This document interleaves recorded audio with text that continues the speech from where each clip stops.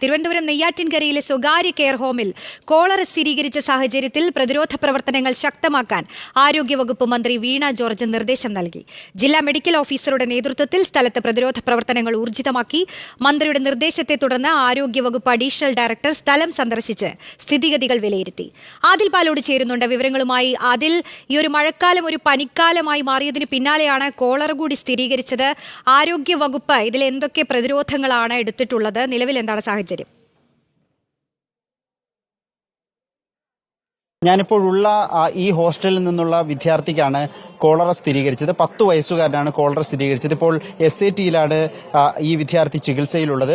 ഇതുകൂടാതെ 12 പേർ, ജില്ലയിലാകെ 12 പേർക്ക് കൂടി കോളറ സംശയത്തിൽ ചികിത്സയിലുണ്ടെന്ന് കൂടി ആരോഗ്യവകുപ്പ് അറിയിക്കുന്നു. അത് തിരുവനന്തപുരം മെഡിക്കൽ കോളേജ് ആശുപത്രിയിലും മറ്റ് ആശുപത്രികളുമായി, സർക്കാർ ആശുപത്രികളുമായി 12 പേരാണ് ചികിത്സയിലുള്ളത്. ഇതിൽ ഏറ്റവും പ്രധാനപ്പെട്ട കാര്യം, ഇത് ഒരു പകർച്ചവ്യാധി എന്ന നിലയിൽ കൂടുതൽ ജാഗ്രത വേണ്ട ഒരു സാഹചര്യമാണിത് എന്നാണ് ആരോഗ്യവകുപ്പ് അറിയിക്കുന്നത്. അതിനുള്ള പ്രതിരോധ പ്രവർത്തനങ്ങൾ ശക്തമാക്കിയതായും അറിയിക്കുന്നു. നിലവിൽ ഈ തിരുവനന്തപുരം നെയ്യാറ്റിൻകരയിലെ ശ്രീകാരുണ്യ കെയർ ഹോം ഭിന്നശേഷി വിദ്യാർത്ഥികളുടെ ഹോസ്റ്റലാണ്. DMO ഇവിടെ എത്തിയിട്ടുണ്ട്. DMO സ്ഥിതിഗതികൾ പരിശോധിക്കുന്നുണ്ട്. ഒപ്പം ഈ കിണറിലെയും ഒപ്പം അടുത്തുള്ള ജലാശയങ്ങളിലെയും വെള്ളം ശേഖരിക്കുകയും അത് പരിശോധനയ്ക്ക് അയക്കുകയും ചെയ്യുന്നുണ്ട് എന്നുള്ളതാണ്. DMO ബിന്ദു മോഹൻ ഇവിടെ എത്തി പരിശോധിക്കുന്നുണ്ട്.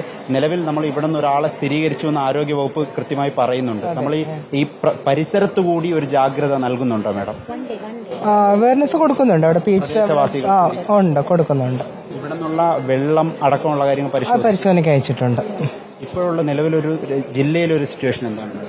ജില്ലയിൽ വേറെ കേസൊന്നുമില്ല. ഇവിടെ അല്ലാതെ വേറെ എങ്ങും കേസുകൾ വന്നിട്ടില്ല. ഒരു കുട്ടിക്ക് സ്ഥിരീകരിച്ചു. ശരി, അതെ.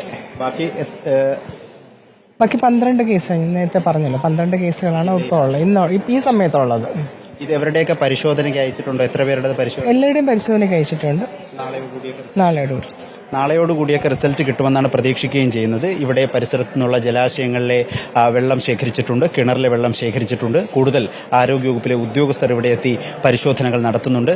നേരത്തെ നമ്മൾ ഇവിടുത്തെ ശ്രീകാരുണ്യ ചാരിറ്റബിൾ സൊസൈറ്റിയുടെ നേതൃത്വത്തിലാണ് ഈ ഹോസ്റ്റൽ പ്രവർത്തിക്കുന്നത്. നേരത്തെ നമ്മൾ ഇവിടെ എത്തിയപ്പോൾ ഇവർ തന്നെ പറഞ്ഞത് ഒരു തരത്തിലും പുറത്തു നിന്നുള്ള ഭക്ഷണങ്ങൾ അകത്തേക്ക് കയറ്റിവിടാറില്ല. അതുകൊണ്ട് തന്നെ അതിനുള്ള ഒരു തരത്തിലുള്ള സാധ്യതയും ഇവിടെ ഇല്ല എന്നുള്ളതാണ് ഈ കെയർ ഹോമിന്റെ ചെയർപേഴ്സൺ തന്നെ പറഞ്ഞത്.